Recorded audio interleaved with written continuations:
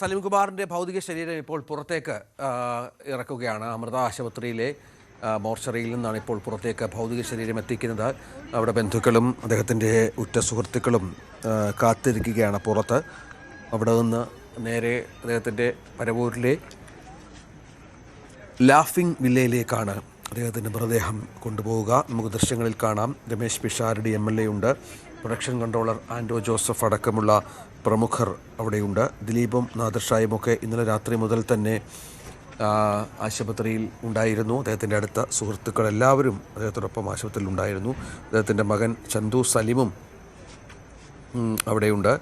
ഇപ്പോൾ ഭൗതിക ശരീരം പുറത്തേക്ക് ഇറക്കാനുള്ള ശ്രമങ്ങൾ, അതിനുള്ള ഒരുക്കങ്ങളിലാണ് ഇപ്പോൾ കാര്യങ്ങൾ. അതിനുശേഷം ആംബുലൻസിൽ പ്രത്യേകം തയ്യാറാക്കിയ ആംബുലൻസിലേക്ക് ഭൗതിക ശരീരം കയറ്റും.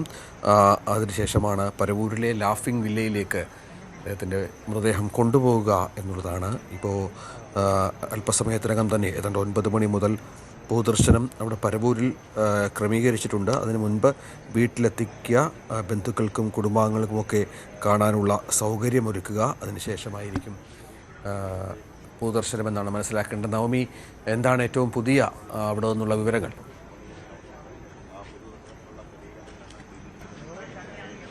രഞ്ജിത്ത്, നമ്മളിപ്പോൾ ദൃശ്യങ്ങൾ കാണുന്നത് അദ്ദേഹത്തിൻ്റെ ഭൗതിക ശരീരം ആംബുലൻസിലേക്ക് കയറ്റുന്നതിനു വേണ്ടി ആശുപത്രിയിൽ നിന്നും പുറത്തേക്ക് ഇറക്കുന്നതാണ്. ഇവിടെ രമേശ് പിഷാരടി, കേന്ദ്രമന്ത്രി സുരേഷ് ഗോപി ഉൾപ്പെടെയുള്ളവർ എത്തിയിട്ടുണ്ട്. ഹൈബീഡൻ MP എത്തിയിട്ടുണ്ട്.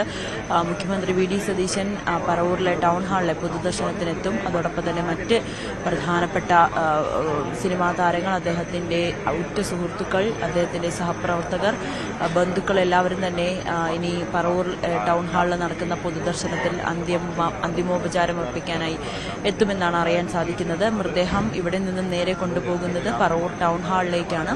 ടൗൺ ഹാളിലെ പൊതുദർശനത്തിന് ശേഷമായിരിക്കും വീട്ടിലേക്ക് കൊണ്ടുപോവുക. അതൊരു 1 മണിക്ക് ശേഷമായിരിക്കും വീട്ടിലേക്ക് കൊണ്ടുപോകുന്നത്. പിന്നീട് 3:30 തന്നെ അദ്ദേഹത്തിൻ്റെ സംസ്കാരം ഉണ്ടാകുമെന്നാണ് അറിയാനായി സാധിക്കുന്നത്. അത് പൂർണ്ണ ഔദ്യോഗിക ബഹുമതികളോടുകൂടി തന്നെയായിരിക്കും അദ്ദേഹത്തിൻ്റെ സംസ്കാരം നടക്കുക.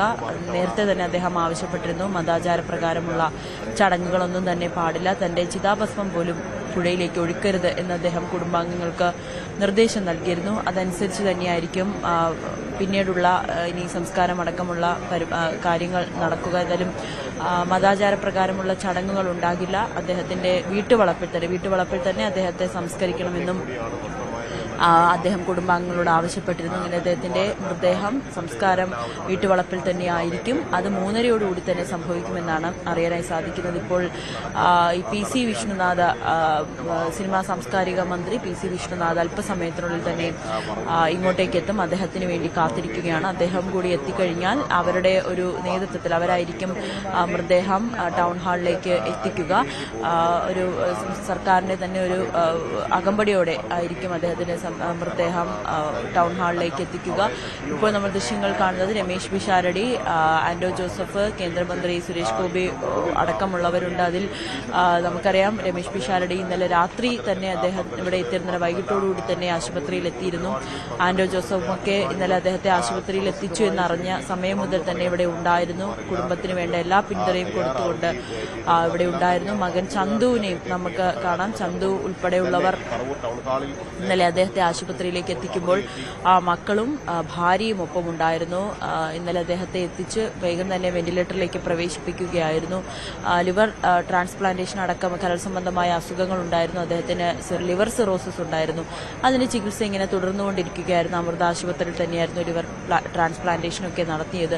ആ ചികിത്സ നടക്കുന്നതിനിടയിൽ പോലും അദ്ദേഹം സജീവമായിരുന്നു പൊതുവേദികളിൽ, പ്രത്യേകിച്ച് കോൺഗ്രസിന്റെ രാഷ്ട്രീയ വേദികളിലൊക്കെ അദ്ദേഹം വളരെ സജീവമായിരുന്നു. ഏറ്റവും ഒടുവിലായി തെരഞ്ഞെടുപ്പ് കാലത്തും അദ്ദേഹം പറഞ്ഞ കാര്യങ്ങൾ, വിമർശനങ്ങളെല്ലാം തന്നെ ഏറെ ചർച്ച ചെയ്തിരുന്നു. ഏറ്റവും ഒടുവിലായി പറവൂരിൽ മുഖ്യമന്ത്രി VD സതീശന്റെ സ്വീകരണ വേദിയിലും അദ്ദേഹം ഉണ്ടായിരുന്നു. അപ്പോഴും മകൻ ചന്തു ആയിരുന്നു അദ്ദേഹത്തെ വേദിയിലേക്ക് കൊണ്ടുവന്നത്. അപ്പോഴും അദ്ദേഹത്തിന് ശ്വാസ തടസ്സമുണ്ടായതായിരിക്കും നമുക്ക് ദൃശ്യങ്ങളിലൊക്കെ കാണാം. അങ്ങനെ ആരോഗ്യപരമായി വയ്യെങ്കിൽ പോലും അദ്ദേഹം വീട്ടിലിരിക്കാതെ, ചടഞ്ഞുകൂടിയിരിക്കാതെ സജീവമായി വേദികളിലൊക്കെ ഉണ്ടായിരുന്നൊരു വ്യക്തി കൂടിയാണ്. അതിനുശേഷം ഇന്നലെ പുലർച്ചെ 5 മണിയോടുകൂടിയാണ് അദ്ദേഹത്തിന് ശ്വാസം മുട്ടും പനിയും ഒക്കെ കൂടുതലായി ആശുപത്രിയിലേക്ക് എത്തുകയും പിന്നീട് വെന്റിലേറ്ററിലേക്ക് മാറ്റുകയും ചെയ്തത്. രാത്രി 10:40 അദ്ദേഹത്തിന്റെ മരണം സ്ഥിരീകരിക്കുകയായിരുന്നു. ആശുപത്രിയിൽ നിന്നുള്ള മെഡിക്കൽ ബുള്ളറ്റിനിൽ അത് കൃത്യമായി പറയുന്നുമുണ്ട്. അദ്ദേഹത്തിന് പനിയും ഈ ശ്വാസതടസ്സവുമായി ആശുപത്രിയിലേക്ക് എത്തിക്കുന്നു. പിന്നീട് ന്യൂമോണിയായി മാറുകയും പെട്ടെന്ന് അദ്ദേഹത്തിനൊരു ഹൃദയാഘാതം സംഭവിച്ചാണ് അദ്ദേഹത്തിന്റെ മരണം സംഭവിക്കുകയും ആയിരുന്നുവെന്ന് ആശുപത്രിയുടെ മെഡിക്കൽ ബുള്ളറ്റിൽ നിന്നും നമുക്കറിയാൻ സാധിക്കും. അദ്ദേഹത്തിന്റെ ഭൗതിക ശരീരം അല്പസമയത്തിനുള്ളിൽ തന്നെ ആംബുലൻസിലേക്ക് കയറ്റും. സുരേഷ് ഗോപി, രമേശ് പിഷാരടി അടക്കമുള്ളവർ ഇവിടേക്ക് എത്തിയിട്ടുണ്ട്. അദ്ദേഹത്തെ കാണുന്നതിനു വേണ്ടി അദ്ദേഹത്തിന്റെ അടുത്ത സഹപ്രവർത്തകരാണ്. സിനിമയിലൊക്കെ നിരവധി വേഷങ്ങൾ ഇവർ ഒന്നിച്ച് ചെയ്തിട്ടുണ്ട്. സലിംകുമാർ എന്ന നടനെ എല്ലാവരും അത്രയേറെ വേദനയോടുകൂടി തന്നെയാണ് ഓർക്കുന്നത്. അത്രയേറെ ഓർമ്മകളുണ്ട് സലിംകുമാർ എന്ന നടനെക്കുറിച്ച്, സലിംകുമാർ എന്ന വ്യക്തിയെക്കുറിച്ച്. നമ്മൾ നേരത്തെയൊക്കെ അദ്ദേഹത്തിന്റെ ജീവിതത്തെക്കുറിച്ചും അദ്ദേഹത്തിന്റെ കടന്നു വന്ന സിനിമാ കഥാപാത്രങ്ങളെക്കുറിച്ചൊക്കെ ഒരുപാട് സംസാരിച്ചിട്ടുണ്ട്. സുരേഷ് ഗോപി പുറത്തേക്ക് ഇറങ്ങി വരികയാണ്. കേന്ദ്രമന്ത്രി സുരേഷ് ഗോപി പുറത്തേക്ക് ഇറങ്ങുകയാണ്. അദ്ദേഹം ഒരു രാഷ്ട്രീയക്കാരൻ എന്നതിനപ്പുറത്തേക്ക് അദ്ദേഹത്തിന്റെ പ്രതികരണത്തിലേക്ക്